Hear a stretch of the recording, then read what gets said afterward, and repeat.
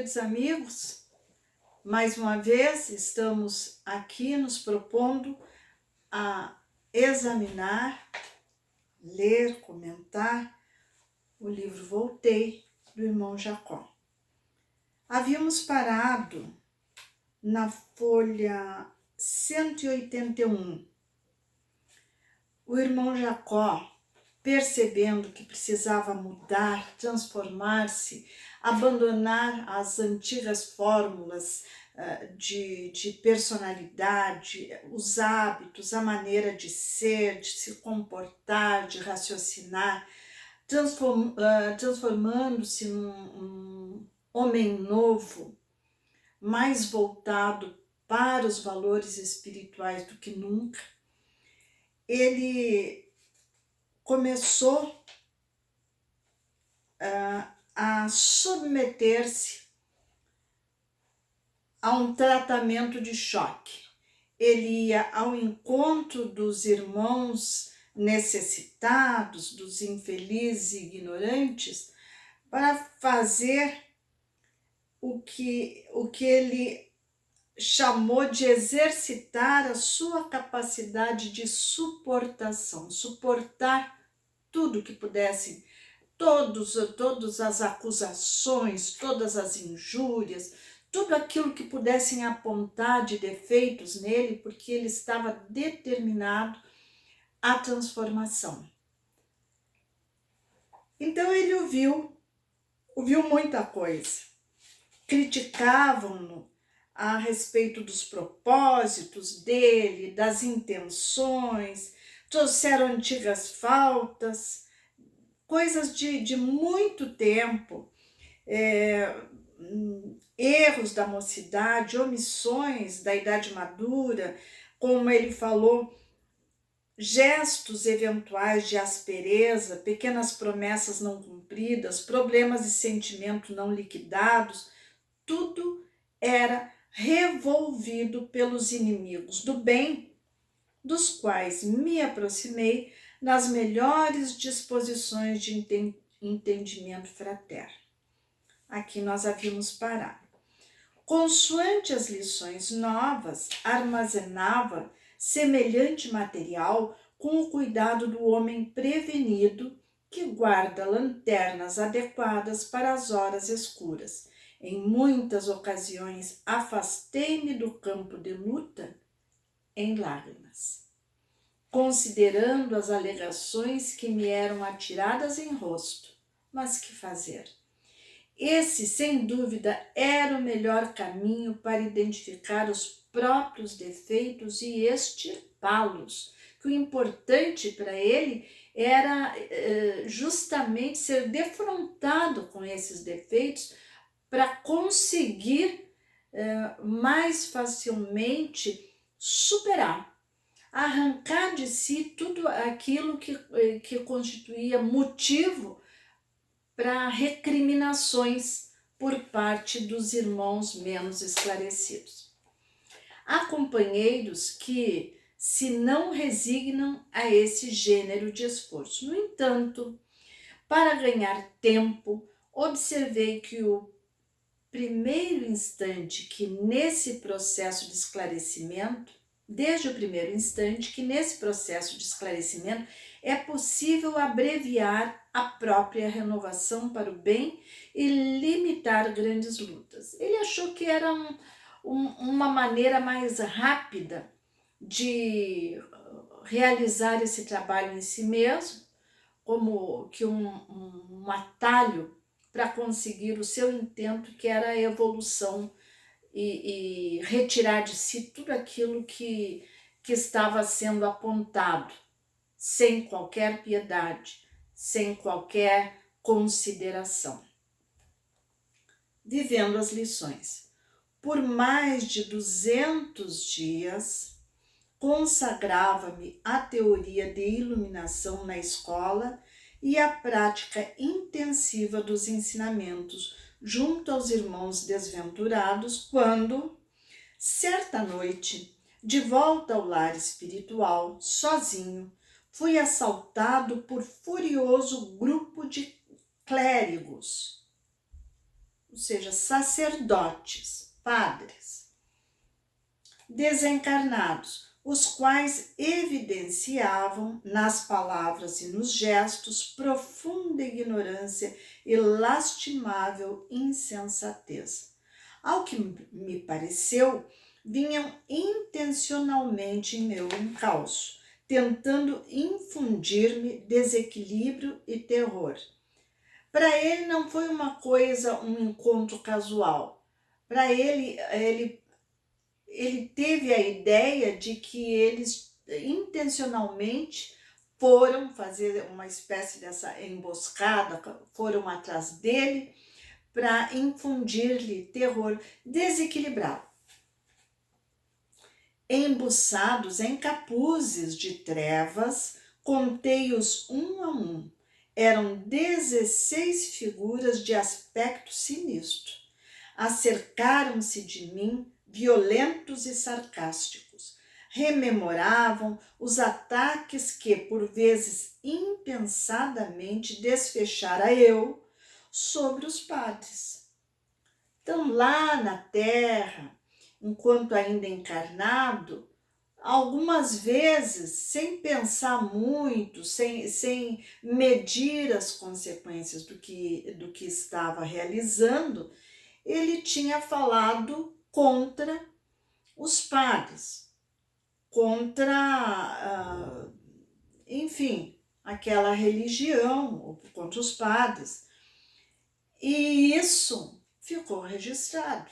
E agora eles vinham atrás dele. Cobriram-me de insultos e ameaçaram-me sem compaixão. Relembrei a antipatia que indevidamente lhes dedicara a classe respeitável e, satisfeito, reconheci-me transformado, diferente. Então ele tinha uma antipatia pelos clérigos, pelos padres, pelos sacerdotes, ele tinha isso com ele, havia falado mal dele, sim, e porque justamente nutria esses sentimentos antagônicos, esses sentimentos não são antagônicos, mas são sentimentos de desaprovação em relação a eles. Aqueles punhos cerrados e erguidos contra mim não me intimidavam e nem me sugeriam reação. Achava-me tranquilo, não obstante surpreso. Trouxe, contudo, à memória as lições evangélicas de que me achava em pleno curso, e, isolando a mente da gritaria infernal, pus-me em meditação. Então, eles faziam um grande alarde, uma grande alaúza, e ele procurou meditar nesse momento, esquecendo esses gritos. Não nos aconselhar o Senhor a orar pelos que nos perseguem? Não exemplificara a permuta do bem pelo mal? Não nos pedira Ele ajudar os inimigos e amparar os que nos caluniam e odeiam? Além disso, não seriam aquelas almas dignas de ajuda e piedade? Possivelmente várias circunstâncias haviam conspirado na existência terrestre contra os seus ideais de melhor sorte. Se a providência divina não me oferecesse recursos de mais amplo conhecimento da vida, se fosse obrigado, no princípio da luta humana, a demorar-me nas fórmulas de fanatismo religioso, teria alcançado suficiente energia para libertar-me? E se o padre houvera sido eu? Como toleraria as disciplinas da vida eclesiástica? Teria bastante coragem para arrostar os obstáculos impostos pelas vaidades da posição decorrentes dos compromissos eclesiásticos? Solucionaria sem perturbações os problemas do partidarismo dogmático? Afinal, por que irritar-me? Quem merecia mais compaixão? Eles que se achavam na desventura de ignorarem o Cristo da bondade e do entendimento? ou eu que já compreendia de algum modo a necessidade de trabalhar, lutar e sofrer pela redenção própria. Tocado por sincero desejo de auxiliá-los, entreguei-me à prece, não como de outras vezes em que emitia palavras de louvor e súplica com bases menos profundas no sentimento. Intentava com toda a alma. Então, ele se propunha com toda a alma ser útil àquela falange de entidades inconscientes. Em verdade, não possuía algo de bom de mim mesmo. Entretanto, Jesus permanece rico de bondade e ternura em todos os dias da vida. Atender-nos-ia o apelo, viria em socorro de nossas necessidades. Vejamos como ele se incluiu entre aqueles infelizes, que o Jesus iria atender o nosso apelo e viria em socorro de nossas necessidades. Ele não se excluiu. Decorridos alguns minutos, observei que ao me contemplarem em oração, os circunstantes, aqueles que estavam ali, afastaram um tanto, embora continuassem a crivar-me de doestos insultos e zombarias. Quando me detive na rogativa ao divino amigo, reportando-me às aflições que aquelas almas infelizes naturalmente deveriam experimentar ao longo do caminho regenerador e refletindo quanto às angústias de que se veem acometidas, impressionante silêncio se fez em torno. Nunca, talvez como naqueles momentos, me senti tão fortemente interessado por alguém, qual se estivesse disputando auxílio para irmãos ou filhos do meu próprio ser. Quando descerrei as pálpebras úmidas pelo pranto de emotividade a que a prece me conduzira, notei que os adversários se afastavam cabisbaixos e vencidos. Procurei invocar-lhes o regresso a fim de conversarmos fraternalmente, mas a voz jazia sepultada na garganta. Ele não conseguiu chamá-los. Ele gostaria de tê-los chamado para conversar, para fazer o trabalho que ele vinha fazendo. Sobreviera o imprevisto. Tomado de assombro, verifiquei que branda luz de um roxo carregado brilhava em torno de mim. Ó Senhor, como pintar a comoção da alma livre aos companheiros que ainda se encontram jungidos às limitações da carne? Isso se sabe, né, meus irmãos, que os sentimentos, as emoções são muito mais poderosos na espiritualidade. O espírito já está desvestido da carne que de alguma maneira abafa tudo isso. Então, as emoções são mais intensas. E ele se pergunta como explicar essas emoções, essas comoções, para quem ainda está limitado pela carne. Novo despertar. Surpreendido com semelhante luminosidade, vi-me chumbado ao solo. Quem a estaria irradiando ao meu lado? Ele imaginou que fosse um espírito que estivesse ali o amparando, como tantas vezes aconteceu. Cerrei os olhos novamente para agradecer a presença do benfeitor, que, por certo, ali se encontrava junto de mim. No entanto, apesar de recolher-me à intimidade do próprio eu, via ainda os raios a se renovarem no meu íntimo.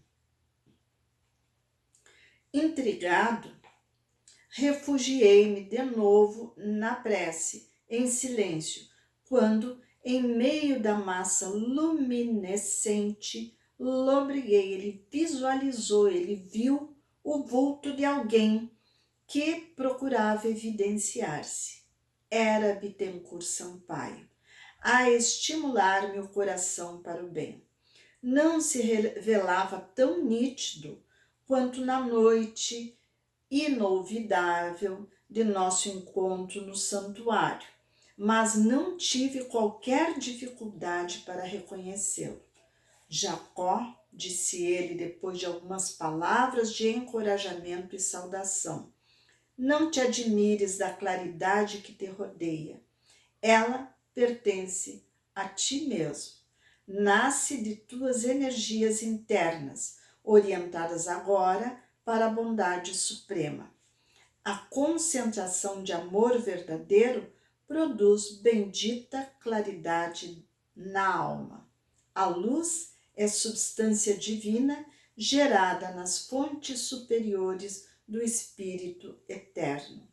Feliz de ti que compreendeste sem tibieza, sem fraqueza, a necessidade de alijar, afastar os próprios caprichos para que a vontade do Senhor te favorecesse o santuário da consciência. A mente que atira para fora de si o obscuro e pesado material dos interesses menos dignos, prepara-se valorosamente para o celeste sinal da irradiação espontânea. Que coisa bonita! Finalmente ele irradiava a sua luz. Finalmente, naquele momento em que ele desejou com sinceridade auxiliar aqueles que o atacavam, ele conseguiu irradiar luz. E Sampaio, Bittencourt Sampaio, veio para estimulá-lo e para informar que aquela luz era dele e como ele a tinha conseguido. As preocupações indesejáveis passaram, prossegue o mentor. Principiaste a renunciar com sinceridade ao homem velho, e a criatura nova em Cristo se vai formando em teu coração. Bendita seja a tua esperança. Não te esqueças de que o amor dá sempre, principalmente de si mesmo, de suas próprias forças e alegrias. Por agora, os raios de tua boa vontade brilharão nas horas culminantes da fé, pela concentração de poderes espirituais na prece. Todavia, à medida que te recolhas no exercício legítimo do amor cristão, em demonstrações genuínas de entendimento do Evangelho, sentido, vivido e aplicado, controlarás tua capacidade irradiante segundo os ditames da tua própria alma. Ama sem paixão, espera sem angústia, trabalha sem expectativa de recompensa, serve a todos sem perguntar, aprende as lições da vida sem revolta, humilha-te sem ruído ante os desígnios superiores, renuncia aos teus próprios desejos sem lágrimas tempestuosas, e a vontade justa e compassiva do Pai iluminar-te-á constantemente o coração fraterno e o caminho redentor. Ora, vigia, movimenta-te no esforço digno e sê feliz, meu amigo. A tua luz crescerá com a dilatação do teu devotamento ao bem infinito. Que expressões terrenas poderiam dizer da sublime surpresa que me ofuscava o espírito? Não conseguiria responder. Vejamos então tudo o que lhe disse o Espírito, que o Evangelho, por nós todos, deve ser sentido, vivido e aplicado. Que devemos esperar sem angústia, esperar, trabalhar sem expectativa de recompensa, servir a todos sem perguntar, aprender as lições da vida sem revolta, humilhar-nos sem ruído, ante os desígnios superiores, renunciar aos nossos próprios desejos sem lágrimas tempestuosas. São conselhos que para nós nos serve da mesma forma que para ele, porque nós somos submetidos a tantas coisas e às vezes nos sentimos tão angustiados, se fazemos algo de bem para alguém, ficamos esperando pelo menos um agradecimento. Não devemos nos impressionar com o agradecimento. Devemos servir a todos sem esperar. Devemos aprender todas as lições da vida sem revolta. E todos esses conselhos que o espírito de Bittencourt Sampaio deu a ele nos servem, evidentemente. Sábio aviso. Doce e indefinível emoção fazia-me vergar sob o peso das lágrimas de reconhecimento e júbilo. Reparando que o mensageiro se conservava em silêncio ao meu lado, esperando que me pronunciasse, recordei o ensinamento evangélico e repeti as sagradas palavras: faça-se no escravo a vontade do Senhor.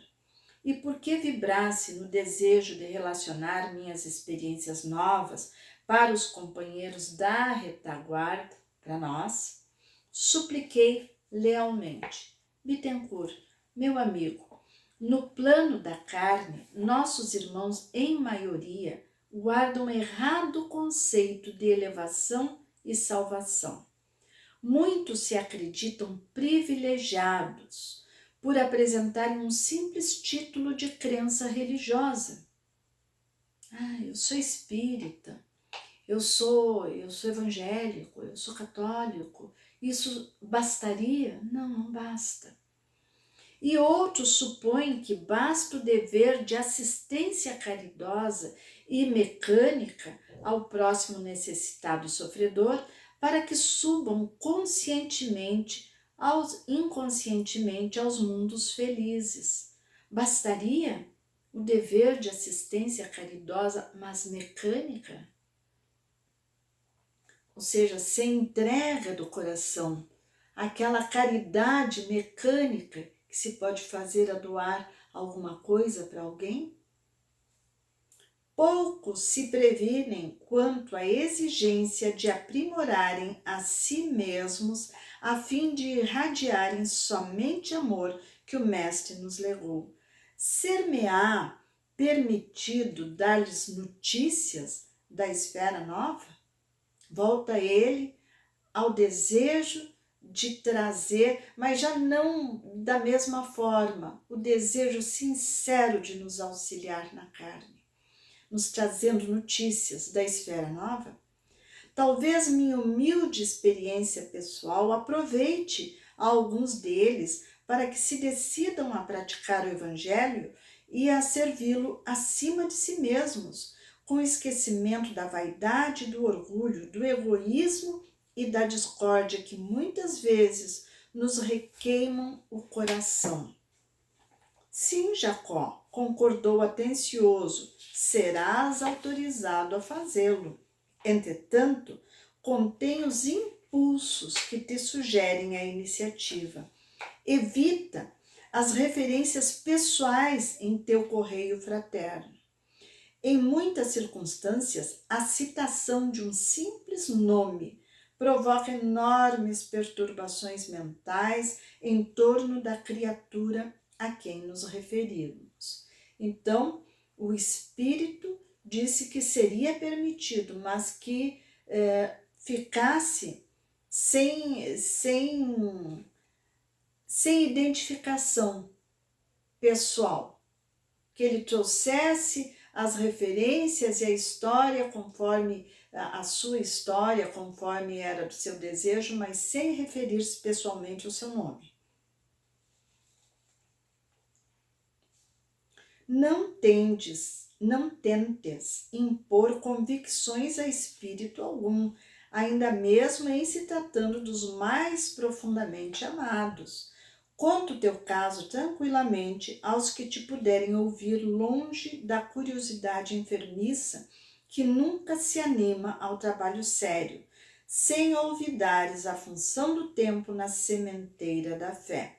Aprende a esperar no serviço edificante, impessoalizando as boas obras.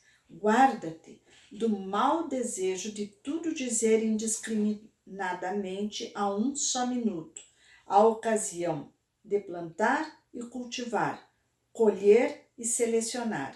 A verdade é como a luz que, não convenientemente dosada, pode cegar os olhos ao invés de iluminá-los. Então, irmãos, chegamos aqui a um trecho, ainda não terminou o diálogo, mas o nosso tempo já terminou. Então, vamos encerrar por aqui, retomaremos o diálogo com o Espírito Bittencourt e seguiremos até o final, quem sabe no próximo encontro. Vamos ver se é possível terminarmos essa obra já no próximo encontro. Desejo a todos muita paz, muita harmonia, que estejam bem equilibrados e que Jesus nos abençoe a todos.